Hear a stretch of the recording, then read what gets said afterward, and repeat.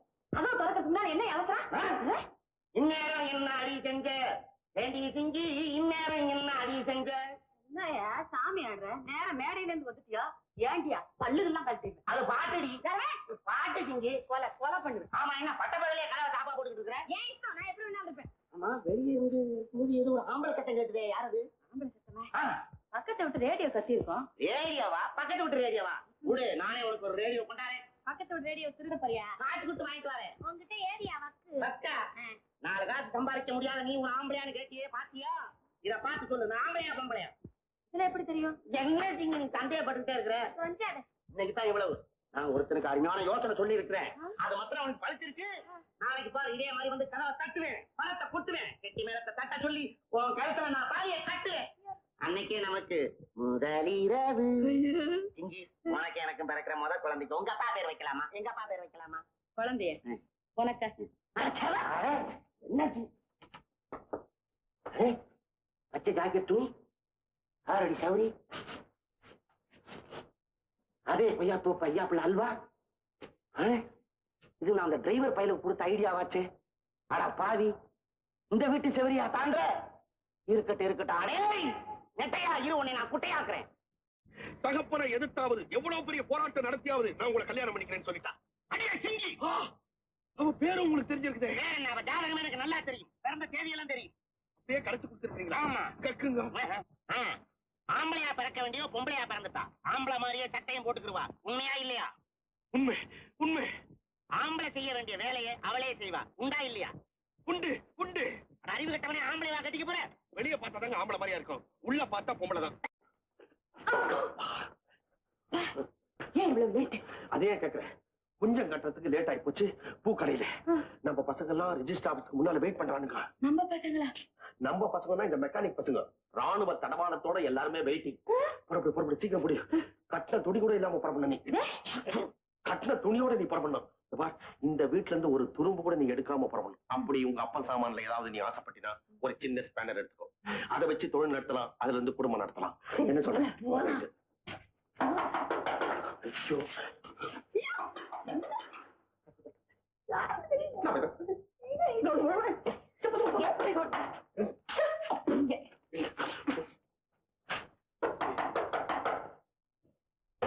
கழுகுக்கு மூக்கு வேற மாதிரி வேர்த்தன உனக்கு. என்ன கட்டையோட வந்திருக்க? அந்த நெட்டையை நான் குட்டையாக்கலாம கட்டையோட வந்திருக்கேன். அன்னைக்கு என்ன ஆம்பளை சத்தம் கேட்டதுக்கு பக்கத்து விட்டு ரேடியோ சொன்னேன்ல, ரேடியோ வாது என்ன பொட்டை பையன் சொன்னேன்ல, நான் பொட்டையா ஆம்பளையான்னு காட்டுறேன். இப்ப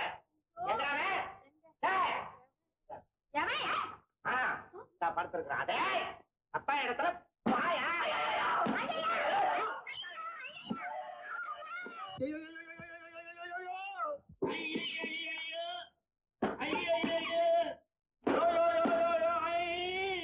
வலி வலி ஒரே குத்து. கட்ட குறவலையில இருக்கு. உன்னை விடக்கூடாது.